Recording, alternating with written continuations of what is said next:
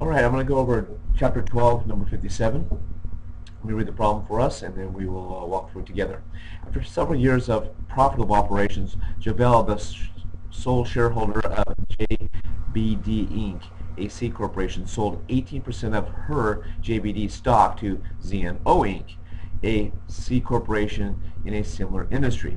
During the current year, JBD reports $1 million of after-tax income. JBD distributes all of its after-tax earnings to its two shareholders in proportion to their shareholdings. Assume ZNO's marginal tax rate is 35%. How much will ZNO pay on the dividend it receives from JBD? What is ZNO's overall tax rate on its dividend income? All right, let's take a look at the problem here. I put it together in Excel for us really quickly. So in here, what we have in Excel, so we're first going to start with their income, which is $1 million. Remove one of the zeros there.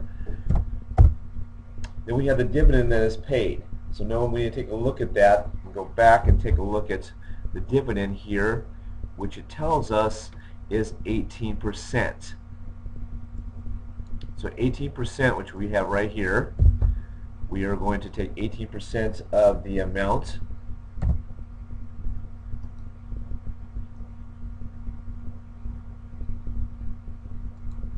So it will be $180,000. I'm having some issues with the computer here, so just a moment.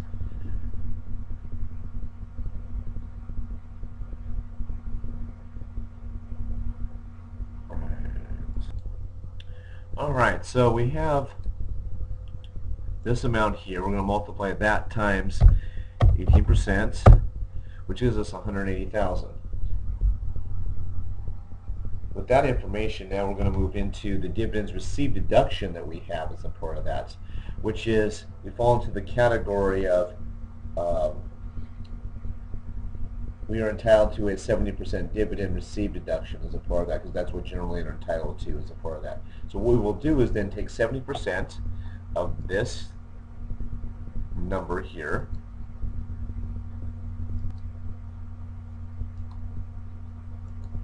so 70% of that, giving me $126,000.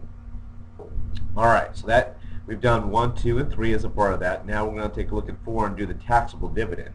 So we're going to take the difference between these two here.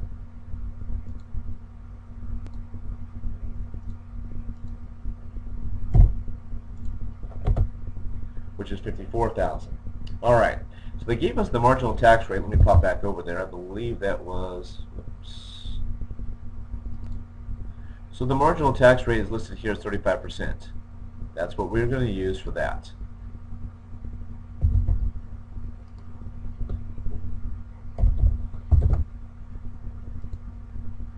So therefore, I'm going to take that number that I have times 35%,